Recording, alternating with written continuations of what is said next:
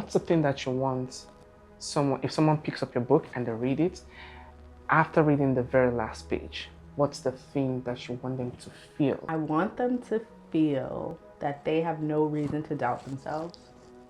Whatever they're feeling, thinking, thinking that made them pick up my book. I feel like picking up my book is usually an indicator of like, I need to feel better about myself, or I need to go in a certain direction with this relationship, or I need to advance my own version of me versus however I've been going. Mm-hmm.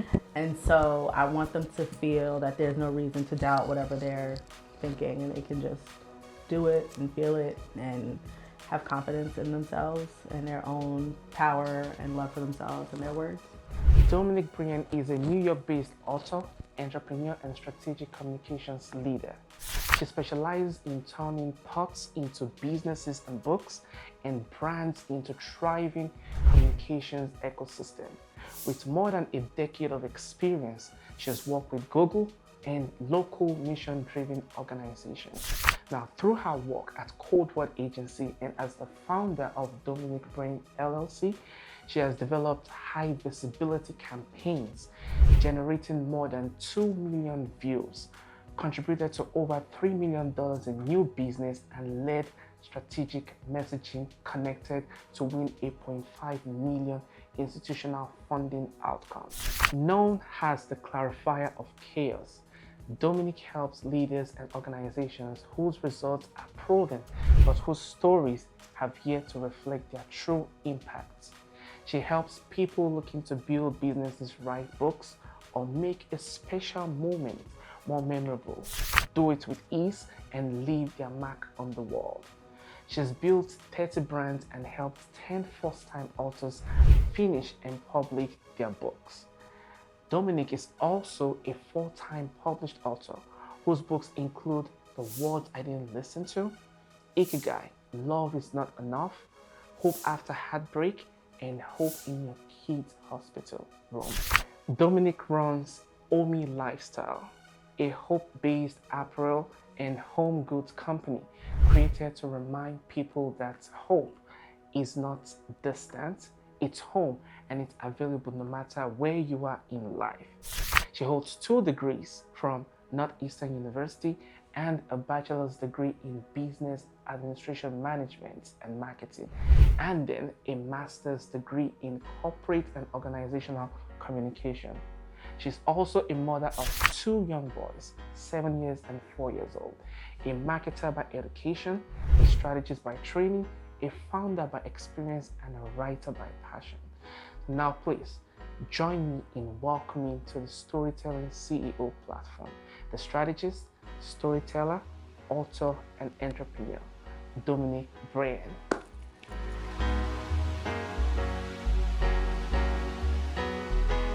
So what does word means to you? At what point of your life did you realize, I want to be a writer? And what is it that made you decide to start using words strategically, and also, not just to empower yourself, but also to empower people? That's a great question, because I didn't consider myself a writer until after I wrote my first book. I was a poet for a long time. I have like journals and journals and journals of poems that I've been writing since I was like 12 or 13. I never wanted to recite them. I never wanted to be a poet laureate. I just wanted to write in my little books. But I wrote my first book with the idea that I thought I knew more than other girls in relationships in their 20s. Learned the hard way that I didn't, but having the dedication to sit and write it, I wrote it in about 3 months. So having the dedication to sit down and write it made me realize I was a writer at heart. And then you could use your word to pass a message across. Yes. Okay, so at what point did you break through those? Because I know the feeling when you write your poem and you're like, I don't want to read to people. Yeah. At what point do you feel like, I think I'm ready to share this with the world? And did you have to overcome some vulnerability barrier? or maybe do you still feel vulnerable when you're sharing a piece of your work with the world? Yes. So the first time I ever recited a poem was in college, my senior year in college. So I like waited all the way till the end to even feel ready to do something like that. And even then, I felt hesitation because I was like, I don't want to memorize this poem. I don't want to mess it up. I don't want to go back to the beginning. So I'm going to read it from my phone. I don't know how many other poets are going to read it from their phone. But you know what? I don't care. Like, that's what I'm going to do because that's what I feel most comfortable with. So that's what I did. And that's what I still do to this day when I'm reading like a speech and I think it's more socially appropriate now.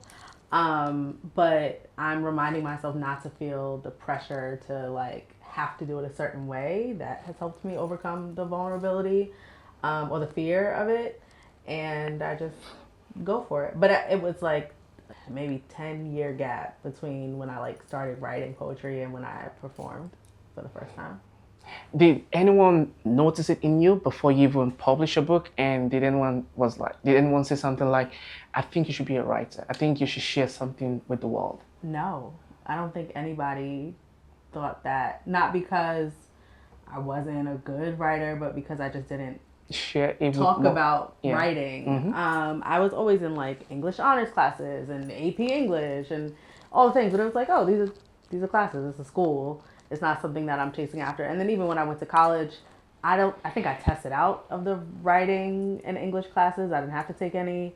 So it's not something that I did even in school. I was focused on like marketing and business. And so writing was a completely separate like part of my life and identity that wasn't really out there until I started writing books.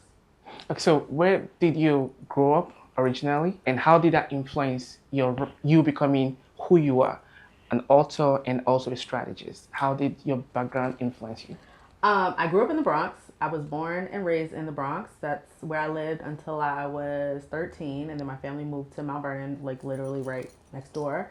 I wouldn't necessarily say that either of those locations developed me as a, professional more than my parents as professionals and my education. So my parents, where we lived in the Bronx, was right around the corner from a Catholic school, and my kindergarten teacher actually lived on the same block as us. And so when my parents were looking for where I should go, she was like, oh, there's literally a school right around the corner. Send her there. Like, I teach there. You should go there. That's where both me and my sister went from pre-K 3 to 8th grade. So it was like a very small school, very intimate. It's now where my children go. Like, it's definitely a place that formed me as a student, like as a dedicated student, as like growing up around the same group of people basically for the formative years of my life. So we competed with academics. We're like, what'd you get? Mm-hmm. Like, oh, so like very competitive background. So and so got a really 96. Good. I got a 98. Like, mm-hmm. What's up? Like, yeah. What's up? Like, yeah, I know the feeling. So I do feel like that does give a little bit of like Bronx mm-hmm. energy in a way. And it's really helpful too. Like, it's like healthy competition. Yep. And then for high school, I went to an all-girls school, also in the Bronx, which I think naturally embeds a sense of success and competitiveness, and healthy competitiveness, and I got it. I'm a woman, and then I'm a Black woman in New York, and I gotta do what I gotta do, and I gotta make it, and I don't care what nobody says. Do you ever feel like you have to work twice as hard as most people, or maybe even 3 times as hard as most people because of how you see yourself? I know that that's a thing. I don't know if I've ever felt it. Mm-hmm. Like, I think I'm a person who naturally works hard, so I don't know if I've ever felt like I've had to work harder than I naturally work. Mm-hmm. But I also don't know if I naturally work hard because like it's I know like I it's have just to. Here, you just right. Get into so it. I think it's a little bit of both. But mm-hmm. I've never felt someone next to me is getting something that I can't get because of their race or gender. I've never. Mm-hmm. I think especially going to school in an all-girl school. Mm-hmm. It was predominantly white, mm-hmm. but me and my Black friends were in the same classes as the white girls that were smart, and mm-hmm. some of the Black girls weren't in the honors class. You know what I mean? So it was just like it didn't matter. It was just you're either kind of you got it or you don't. And type energy. Yeah. But I think what also influenced my trajectory were that both of my parents, who are now retired, worked for a government agency for 40 years and like started like, you know, as summer interns. I think they both started as, and then worked their way up to be like assistant. Yeah, same agency. And then worked their way up to be like assistant commissioners for New York, New Jersey, Puerto Rico, like large regions. So I'm like, they worked hard. They also had passion projects on the side. My dad is a bassist. He does music. He writes songs. He writes comedy shows. He produces albums. My mom plans large scale events. She is always working at her church. And so I just saw like how to work full time, take care of your family, and grind and do what you're passionate about. And so I'm like, no reason I can't. Yeah. That's such a very freeing and powerful way to see yourself, like never as a victim. Yeah. Like you just see yourself like, we just have to do this, we just have to do this. And also from your family, your mom and dad's background, just showing that kind of example, that kind of commitment to a project and for that long period. I think it's a very powerful example. Do you think that's missing in a lot of people that you get to meet with today? It's missing in me. Like I for a while, before I started at Code Word, I said, I don't want to work for the man. I don't want to like work for a corporate whatever. I want to do my own thing. Like, no, I'm not going to be that person who's sitting in a whatever for 40 years. I'm not doing that. Yeah. But I think if you find the right environment, which I feel like I have found at Code Word, and the right people and the right sense of like growth and opportunity, then yeah. But I do think it's different than in our parents' generation where they, first of all, the cost of living met their income. Yeah. And that is not I don't care. Like that's not the case for us. Yeah. In New York, it don't matter how much you make it now. Like you better be making millions because that's the only way it's really, you know, paying off. Yeah. So I do think that they had a reason to stay and it made sense and like, oh, you know, I make however much I make and I could buy a house and I can feed my kids and I can do this and I can do that. Yeah. We're like, no, I need 8 jobs to buy a house and feed my kids. What do you mean? Something that I noticed is back then, when you find a job, it doesn't matter. Even if it's a janitor, you know this is a job. You're excited about it because you know you could do this for the next 20 years and retire and have something. But now, even if you get like a good corporate job, you're still looking around like, I still don't feel safe. Secure. Yeah, safe. No. It's like, what do you think is going on? Is it like the advancement, industrialization, technology? Like, what do you like? Just your own personal observation. I think it's a lot of things. I think it's the cost of living simply is just exuberant. Yeah. You know, when they bought houses were like $100,000. Yeah. We're looking at houses that are 500, 600, 700, small, 800 whatever. For like small houses. Yeah.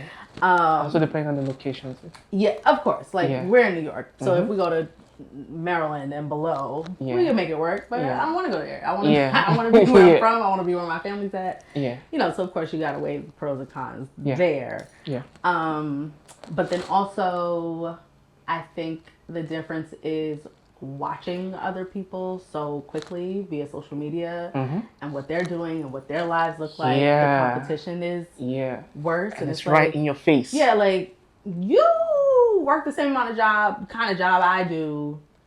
Why are you traveling like that and I'm not traveling like that? Or you don't work the same kind of job I do. Why you got that house? How you buy that house? Yeah. And then I know I gotta remind myself, I'm like, girl, you got 2 kids, you're divorced, like you had a 2-person income, you don't know more. It's all right. You know, you gonna get it. You want whatever. Yeah. But I think it's reminding yourself of whatever situation you're in, because just because so and so bought a house or could travel or can have 8 kids or can, you know, whatever it may be. Yeah. People are making it work the way they can best make it work. Yeah. That's really powerful. Like just to the fact that everything is like right there in your face, and even though you don't even have to look at people or compare yourself, but it's still right there, and you still feel the pressure. Yep. And also just not being safe, even after finding a good job, you're still like, anything can happen, so I gotta still keep looking. Yeah. I think that really, or do you think that helps bring out the best in people? No. So like there has to be like a sense of safety for them to be able to maximize their performance. Yes, I actually, well, let me not say it has to or that it doesn't bring out the best in people. But I recently saw a clip of a Keke Palmer and Oprah interview, and Oprah was like, you know, y'all generation kind of feels like y'all don't have to work super hard to like make it. Like y'all kind of feel like, you know, it should just come to you quicker than my generation. You know, Oprah's still working. She worked hard to get to where she was, which of course we all see and we all know and we can all accept. I think for us sometimes it's like, nah, I'm working mad. I know I'm working hard. And so when is my Oprah break gonna get here? But to the point of the podcast, she said the point is to get to a point where you know you're free. Like you can do whatever you want with your time and your money, and you're not stressed about what you're doing with your time and your money, and then you have choices as to what to do, right? So for me, it's like I can't stop working right now. I simply just can't. And so the goal is to get to a point where I have the choice. So you're still building and everything. Right. So I have the choice to work or not work because I've gotten to a certain place. And I think that our generation sometimes like even either pivots too quickly. They're like, oh, this not working, so let me do this. Yeah. Like, oh, that's not working, so let me do that. Like, oh, I saw so-and-so on, like, I just recently saw YouTube Shorts can make you millions and millions of dollars. And you just have to use these AI tools and you just put the prompts in. And I'm like, it can't be that easy. Yeah.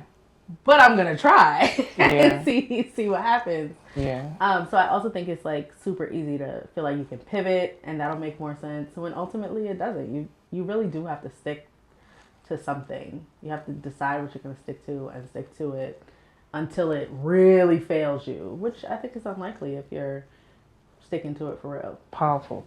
Incredible. So when it comes to writing, okay, do you have like a particular way of like just putting yourself together in order to write? Do you have like your own space? Like how do you create your own space, your environment to write? Because you do a lot of things. You have 2 sons, you work in full-time jobs, and you still have your parents too, and you have so many things going on. So how do you create that moment for yourself to write? And also you spoke about freedom. I want to also ask you, does writing bring you freedom? I'm quick to forget a question, so hold on to that second half of the question, but I'm going to answer the first half. Okay. I'm bad at creating spaces for myself to write. I'm the type of writer and creative that when I get an idea, I have to write about it, like in that moment. Like, ooh, that just sparked whatever. Let me take out my phone and jot. And I've written in notes for years. Like I have 2,000 notes. Like I pull out my phone and I'm like, oh, you're talking about digital notes now? Yeah, literal notes, like on my phone, the notes app. So I'll write up a quick poem or I'll write up a blog post about whatever I saw, whatever's going on. And usually I like read it 1 or 2 times to like edit and then I put it out there. Now when it comes to books, that's a bit of a different process, and it's evolved over the long course of time that I've been writing books. So the words I didn't listen to in Ikigai were written 10 years ago. So my process then, because it was before I had children and I was, I lived in Boston at the time. Yeah, totally different context. But I would write 500 words a night. That was my, 500 words a night? A night, yeah. And how many nights in a week? Every night. Oh, wow. Yeah, so I would skip nights, like if I'm like, I'm too tired or I'm going out tonight, whatever, but I would double up. So, again, I was living in Boston at the time. I would take the Amtrak down a lot when I wanted to come home, so that would help me like double and triple up. So you do it while you're on the train? Yep. Okay. And then, so that was my process then. When I wrote Hope in Hope After Heartbreak and Hope in Your Kid's Hospital Room, those were based on very personal experiences that I had been going through over the past few years. And so it was kind of just like an outpouring of those experiences. Since also in the time between writing my first two books and last two books, I've helped a lot of people publish. I've been very big with them on outlines, which I did not have with my first two. I was just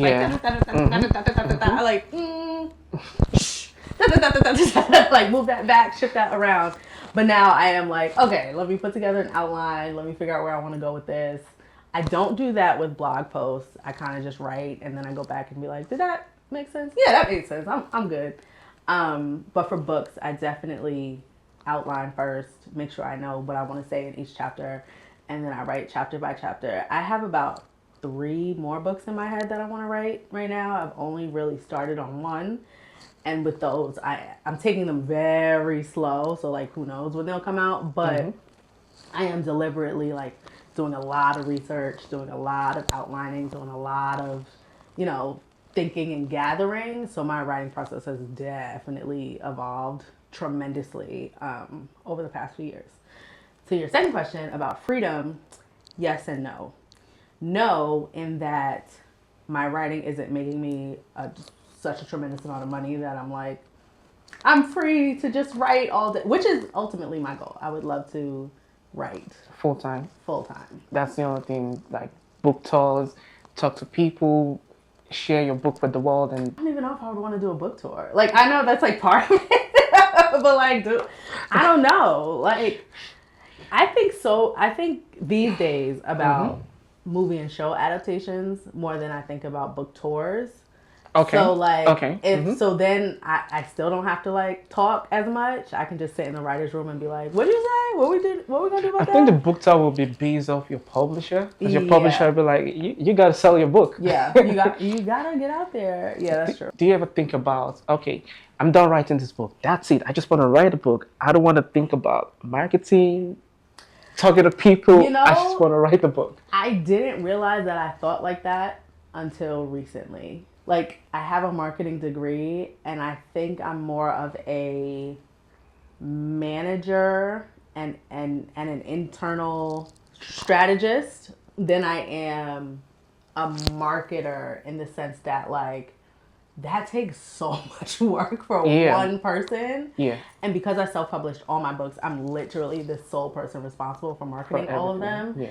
And so by the time I am done writing them and, publishing them, designing the covers, and doing all the things, I'm like, can y'all please just read it? Like, please just read my books. Like, I don't want to talk about them no more. I put all my energy into doing it. Yeah, I definitely know the feeling. Please. Like, I literally almost want to beg, because marketing is so much work. Yeah, it's a lot. So yes, I do get to that point where I'm like, no, I don't. I'm burnt out of like talking about it, because I've poured so much into writing it. But it's part of the job, so I know I have to.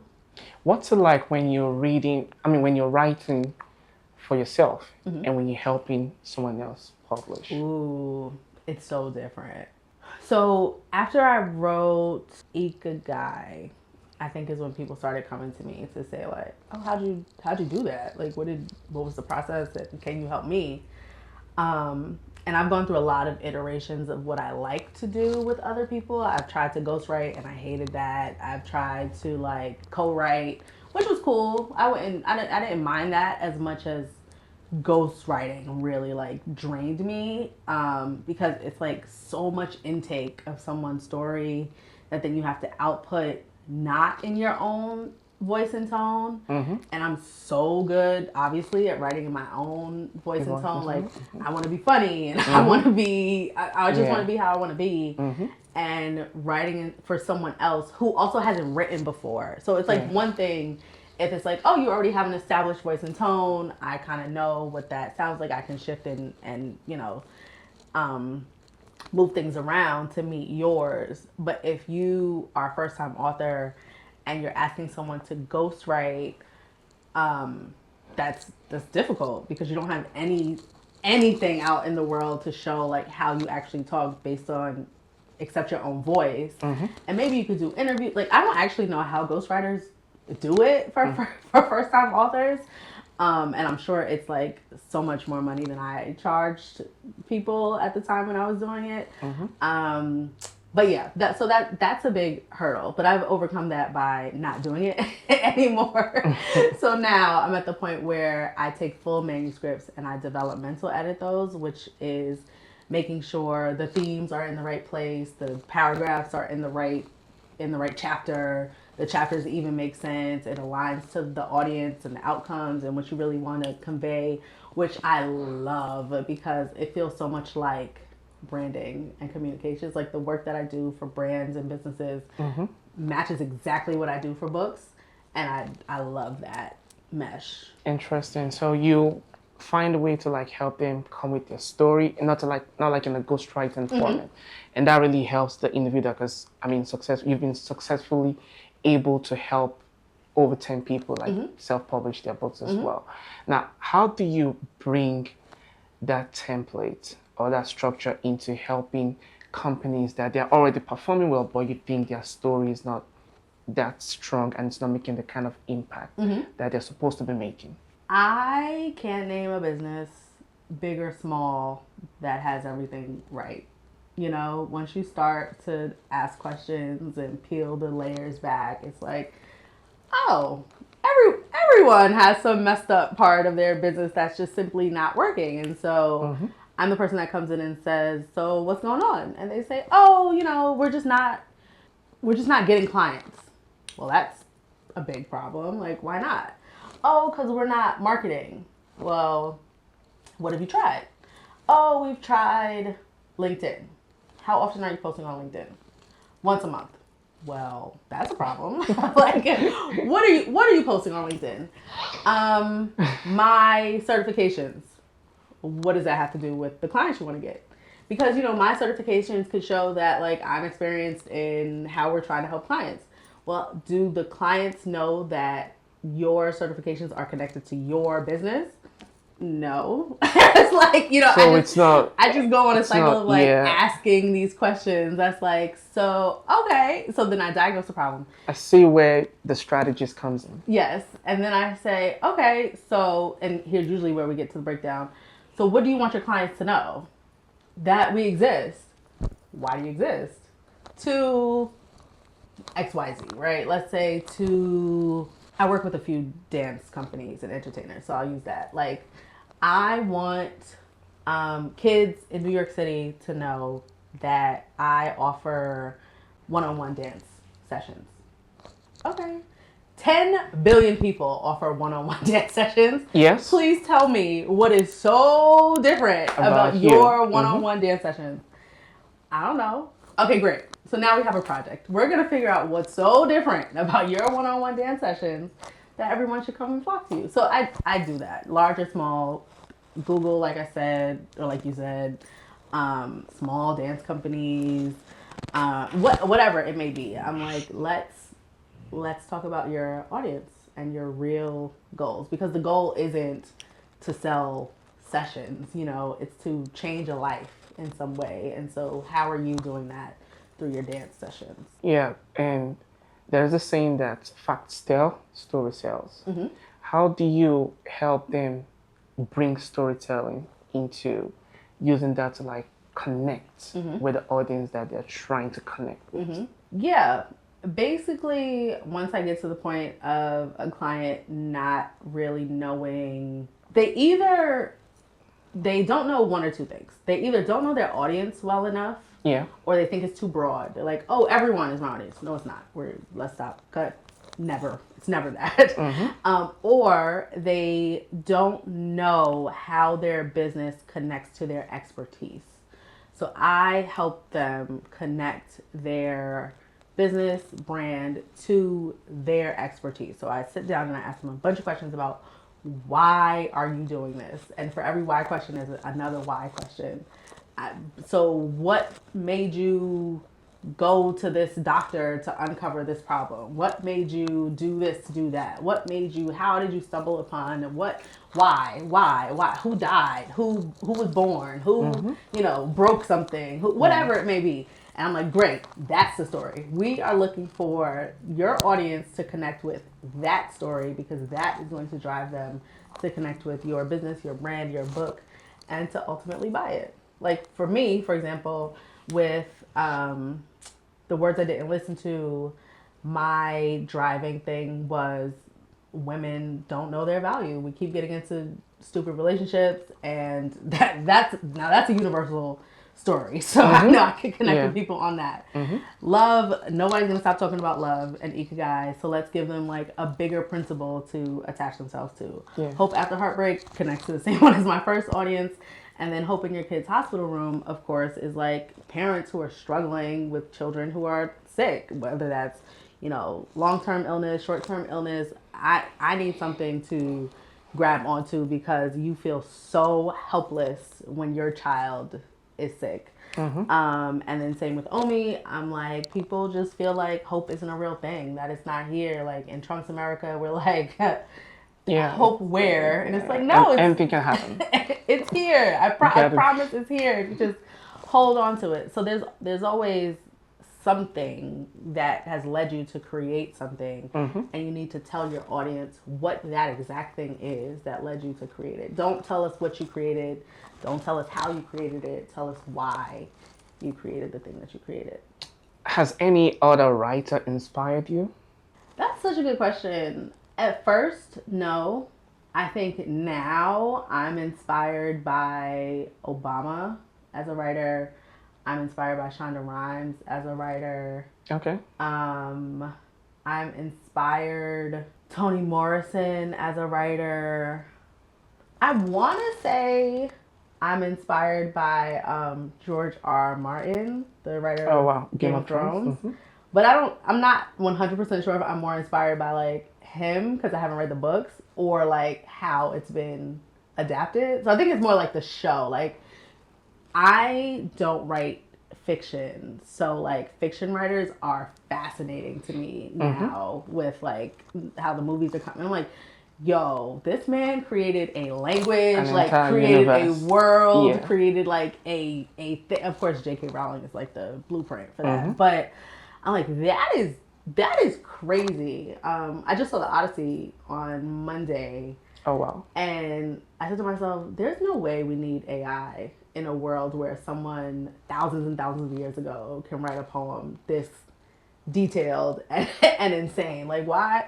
We are so creative as humans. We don't need machines to tell us what to do. Yeah, absolutely, we don't. But I think some people would say machines can help you get some things done faster. Not the create. I don't think it should be used for creative stuff, for the creative aspects. Yeah. But if it's like to, I don't know, maybe like an Excel, maybe like to do some research and get some stuff done. Yeah. But when it comes to like curating the creative aspect, I think that's something that AI should not do. Yeah. So when you mentioned Shonda Rhimes, were you talking about her movies, her TV shows? I'm talking about or how she writes them? The Year of Yes. Okay. As like a book that has inspired me, but also yes, her for certain her TV shows. Okay, so out of all your 4 books, if you had the opportunity to adapt them into a screenplay or TV show, which of the 4 books would you like to be the first one to be adapted?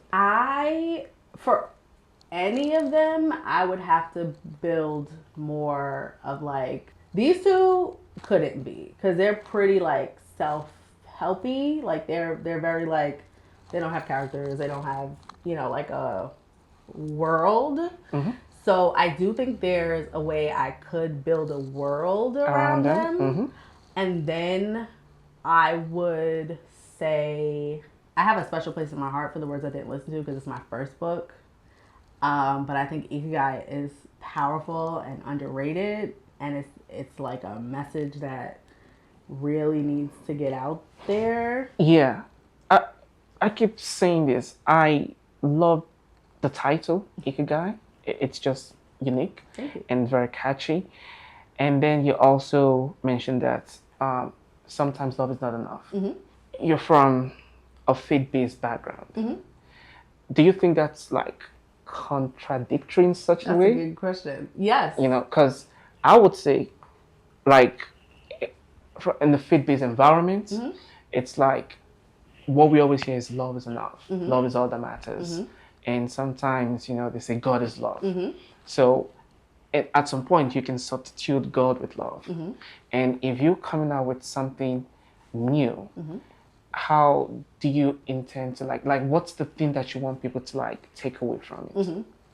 So the introductory chapter of that book is about love.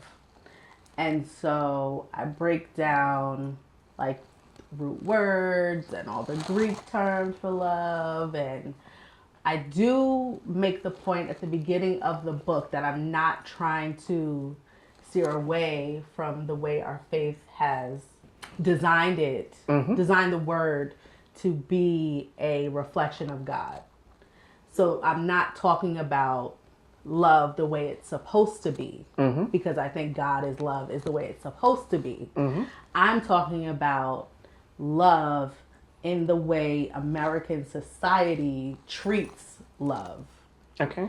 Which I think is downplayed or not used well enough or not modeled well enough compared to how God is, how it should be, what love is. So I could have taken the book in the direction of like what love is versus what, like how we treat it, which is kind of the same point, but instead I kind of just went with a Japanese word. But interestingly enough, the original chapter was actually about the F word, which my mother as a pastor was like, I get what you're saying, but let's not do that. And I was like, all right, fair point. But the F word originally meant to churn butter. So my point was that we can take anything and make it anything. Facts. And that's what I feel like we've done with the word love. Like we use it willy-nilly and we're just like, oh, I love it, love it, love it. Yeah, we use it too loosely and we take it too seriously but not seriously enough. Okay, I'm saying I have a picture in my mind now, cause like I'm from the African descent, and when I came to America, we see the way Americans use love, and they're like, I love you, I love you. Your mom tells you this every single day. Your partner tells you this every single day. Your people that have pets say the same thing to their pets too, and in Africa, where I was raised, we don't say that much. To the point where if you get to say it once, it means so much because you don't get to use it all the time. So is that the angle you're trying to refer to? Yeah. That, okay, people use it loosely, but they don't back it up with action. Yes. They just like throw it out there. Yes, exactly. That's really deep. Yeah.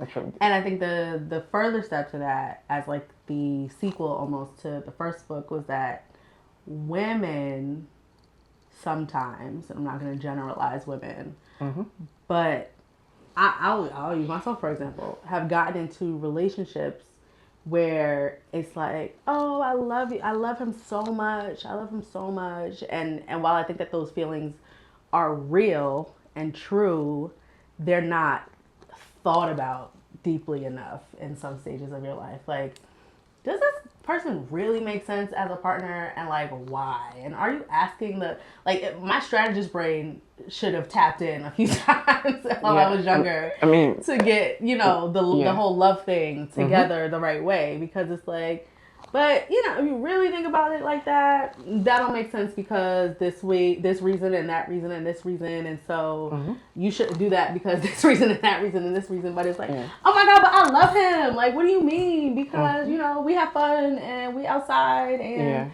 I just feel like, and he's cute. So what's the problem? Like, what's the problem? And it's like everything is the problem, girl. And so that's why in the book, I break down things like perseverance and teamwork and balance and all the things that should make a healthy partnership. But ultimately, it's about your own personal reason for waking up in the morning, not someone else, not, that relationship. It's about what's driving you to live the life that you want and love the life. Now, all those things that you mentioned, are you saying people should notice them before like going deep into the relationship? Yes. Okay. Now, and then you also mentioned that you curating a love, not the faith-based love. Now, there is the type of love that you're writing about. Now, let's take it to the faith-based love. Okay, what would you say about the faith-based love? And when it comes to the things that you're talking about, because I believe it was also spoken about in the Bible. Now, would you just say, you know what? If you're talking to someone, make sure you guys go to the Bible and like we are aligned with all those things. Yeah. Like, is that like the stand you'll be taking now? Like, I want to just do a comparison. Like, talk about the faith-based love, and we already understand what you're talking about with Ikigai, but do some comparison for us and what people should look for if they are looking to build a strong relationship that's well-grounded. I think it depends on a lot of self-work and interrogation of yourself first. For me, I know there was one point where I was like, oh, I want someone who loves God, who's a Christian, he don't really gotta go to church, he don't really gotta know the Bible, but as long as like I know he's like, yes, Jesus died on the cross, he rose again on the third day, like we good. Okay, great. And then from there we can go from like, what kind of life do you want to live? How many kids do you want to have? Blah blah blah blah blah. At this stage of my life, I think I have a different perspective. I do believe that two people need to be not only religiously aligned, but spiritually aligned. Now, for me, that's not to say that two people from two different religions can't work out, because I've seen it work, and I don't think that there's anything wrong with that at all. But I do think that there are broader conversations and a broader picture to that about like how you're going to raise your kids and what that means for holidays and and that's obviously separate from what I'm talking about. For me and for our faith, I think you at least need to establish between the two of you, like, what are your spiritual rhythms? How often do you pray? How often do you read your word? How often do you go to church? Are we going to go to the same church? Is that church going to believe a certain thing? What are they going to teach our children at that church? How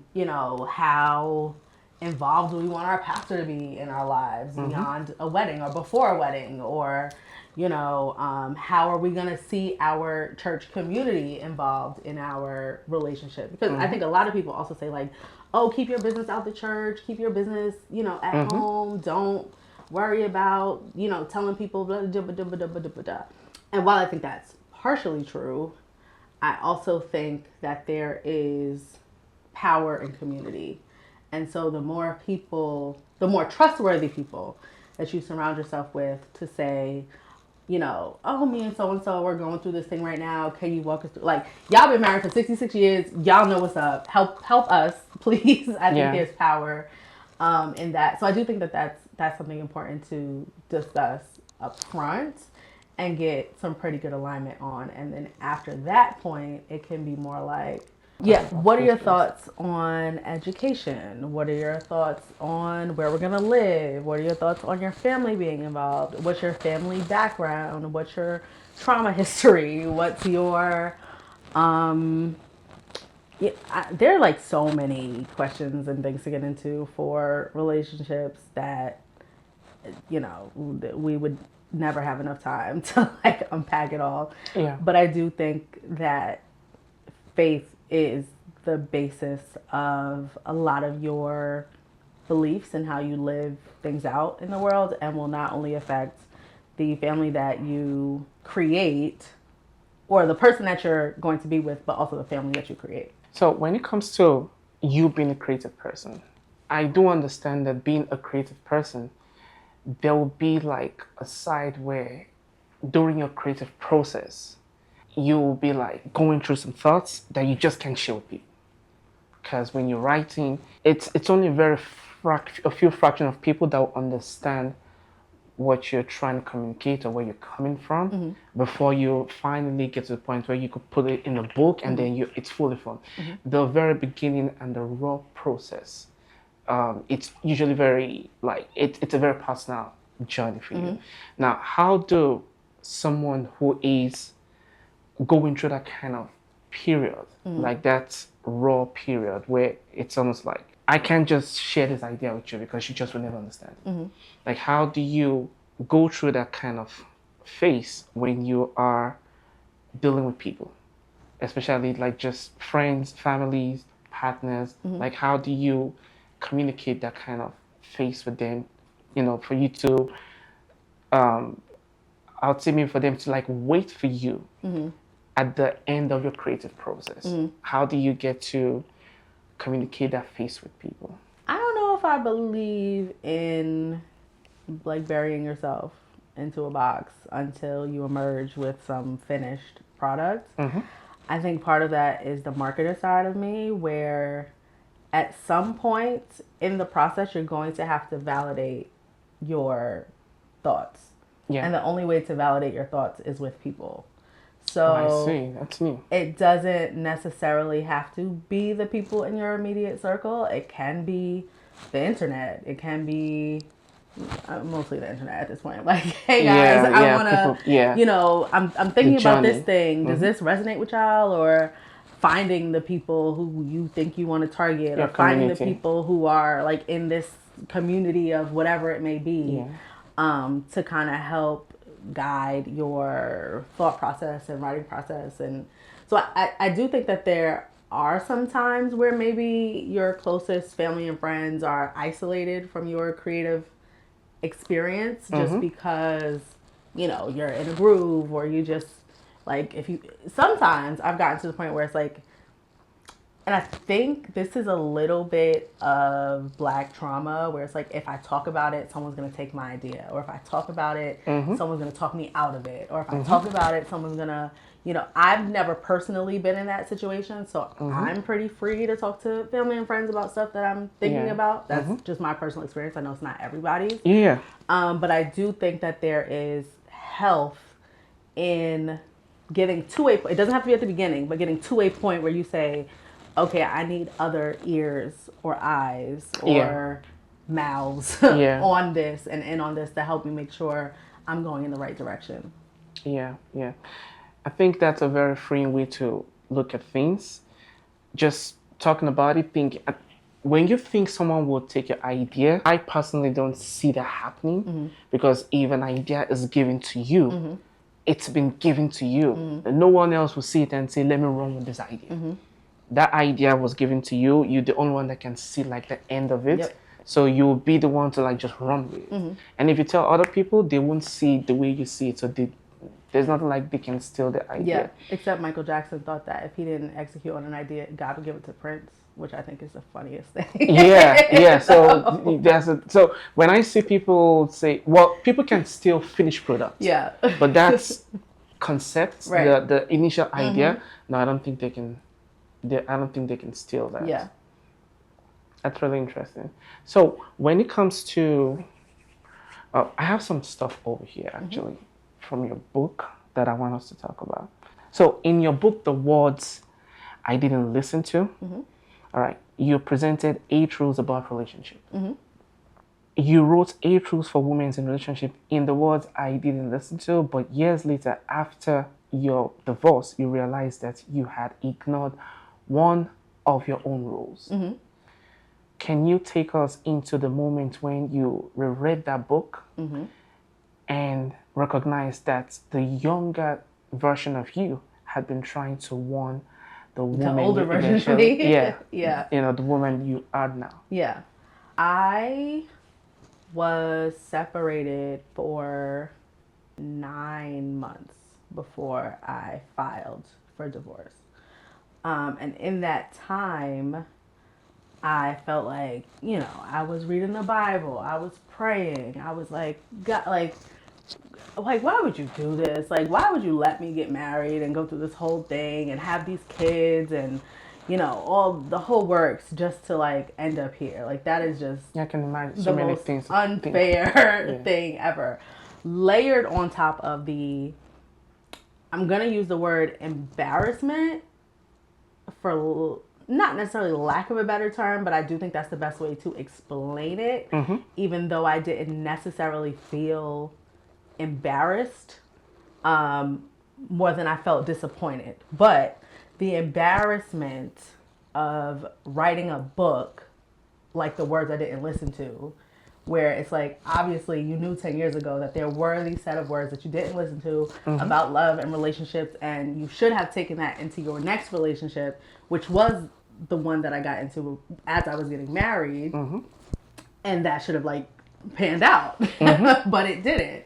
Yeah, that's really powerful, because it's so many things that we're living with, so many rules from like the old days, and we just keep living with these rules.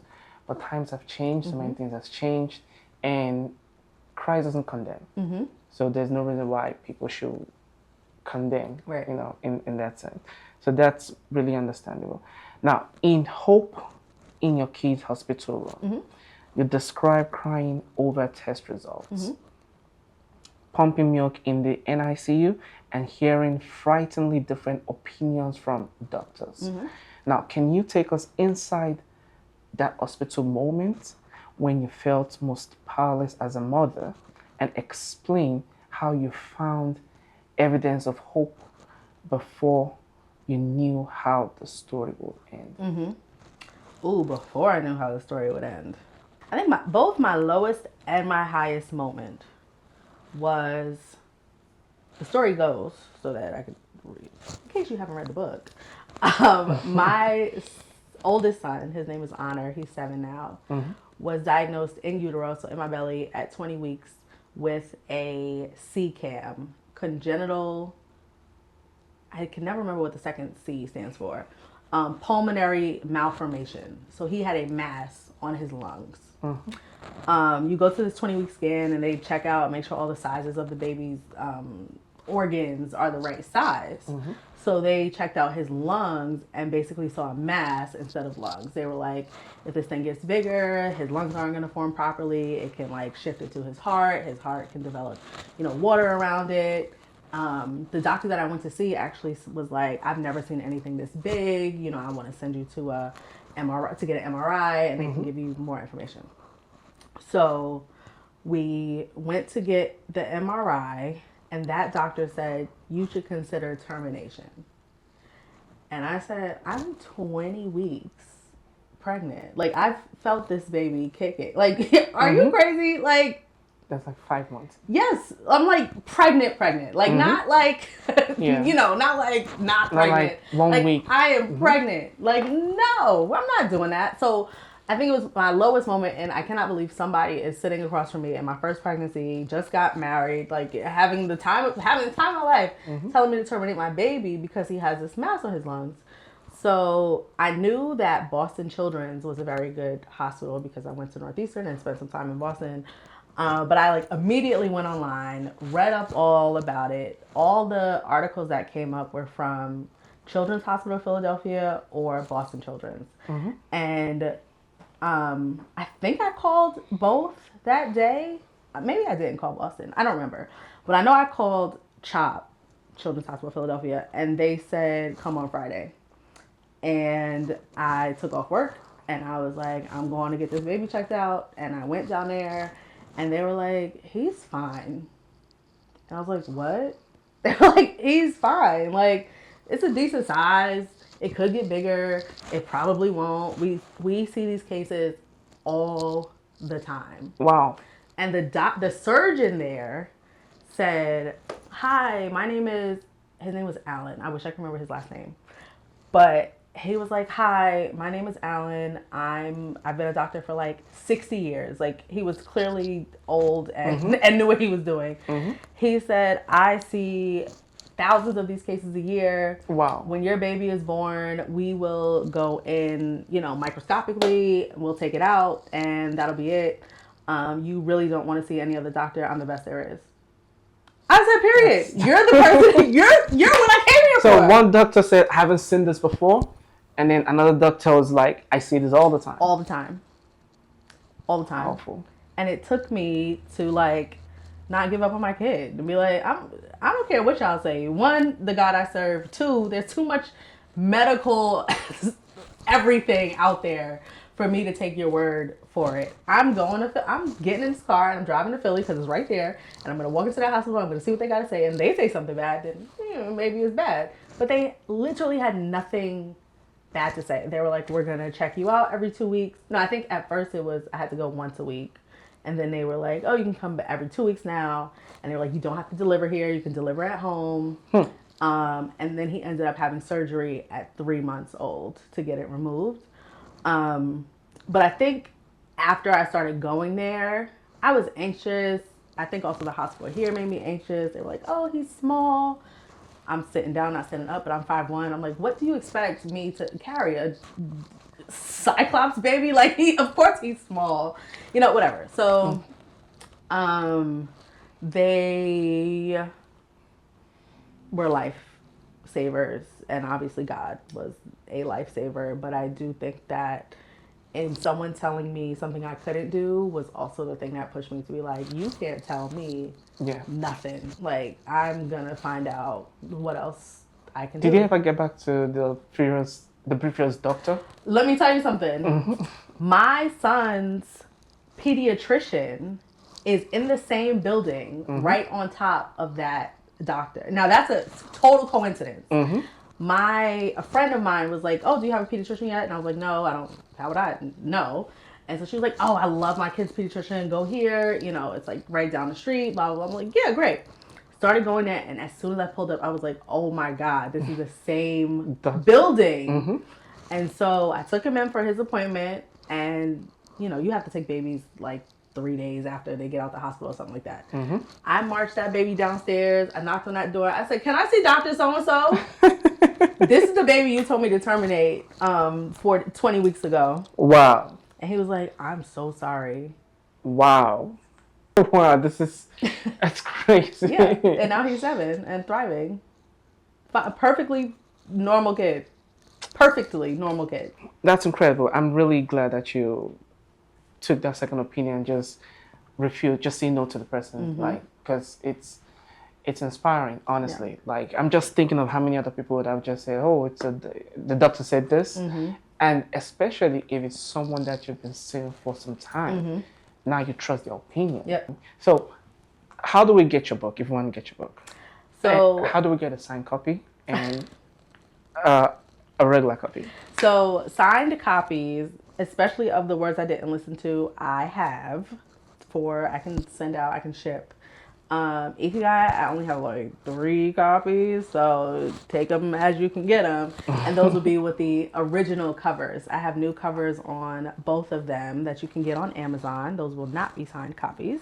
And then Hope After Heartbreak and Hope in Your Kid's Hospital Room can both be found on www.domrightnow.com or www.onlyhope.com.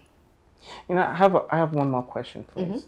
Or maybe 2 more questions. Now, what's the thing that you want if someone picks up your book and they read it, after reading the very last page, what's the thing that you want them to feel? What's the kind of idea you want them to have after reading the last page of your book? I want them to feel that they have no reason to doubt themselves.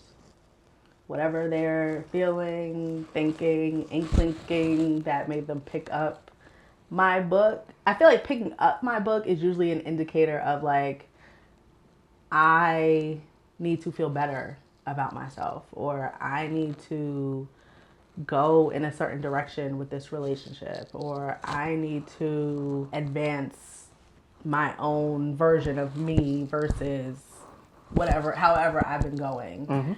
And so I want them to feel that there's no reason to doubt whatever they're thinking, and they can just do it and feel it and have confidence in themselves and their own power and love for themselves and their words. What's still the most fascinating to me is the fact that you wrote a book and then years down the line you have to go back to the book, and it's almost like you're telling yourself the solution to your future problem. That is so fascinating.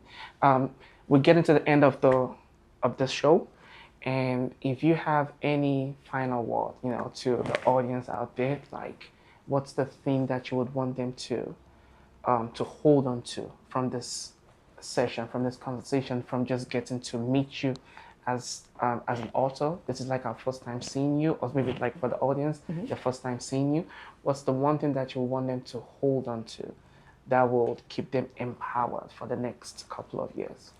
Ooh, so much power in those words. I think my motto with writing books, starting businesses, those are my two main things. You know, rebranding, fixing your communication systems, is that nothing is off limits. There's no reason to not. Like, time is not an excuse. Money is not an excuse. Kids are not an excuse. Resources are not an excuse. Like, now, especially in the age of AI, and I'm not telling you to use AI to write your book or to build your brand. Do not use AI to write your book or to build your brand. Yeah, it kills the creativity. But, but I second that, by the way. there's no reason not to. They're like 200 words a night, 100 words a night. Just write the idea down. Think about who your audience is. Think about what your services could be. How much do you want to make? And then, you know, backtrack your way into what those services would be and how many clients you need per month. Like, there are so many ways to make a plan and then to execute on that plan. I just want people to feel like there is no reason not to start right now. You know, I was going to end it, but then the question dropped in my mind. When you work with people and you want to help them publish the book, what's one of the most used excuses that they, I mean, what's one of the most, you know, popular excuses that they use, and you help them to like cut through those excuses and accomplish the book? It's always time. And usually by the time people get to me, they don't have too many excuses because you're already at the point where you got to me. So if you're already at me, that means you've either really started writing the book or you finished the book, or you're really like locked in on the outlining phases, which I can help with too. What grinds my gears are the people who see me at, you know, church events or, you know, wherever, and be like, I know I gotta talk to you about that book I gotta write. 2 years later, I know I gotta talk to you about that book I gotta write. 6 months later, I know, Dom. I know, Dom. I gotta talk to you about that book I gotta write. And it's like, if you think I'm chasing you down, now I don't have time to chase you down. So you gotta make the time to do it. To seriously hit me. You got my number. You got my email. You got my website. You got 80 million ways to contact me. And to contact me takes 2 seconds. And then for us to make a plan takes 1 hour. Now, for you to actually write that book could take however long you want it to take. That's not on me. But it's always time. But what do you do to get them to commit to the project? Money.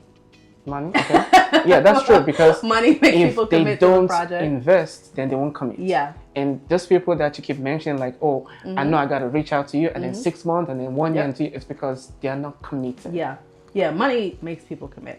If I know you're serious when we get to the point of a proposal. I send you the proposal for the work that we're going to do. I outline all the steps, and you pay that first deposit. And I'm like, all right, we in this. Like, you got it. And at that point, I do consider myself, and I don't like the word cheerleader because I think it feels too like girly and, I don't know, annoyingly like on you.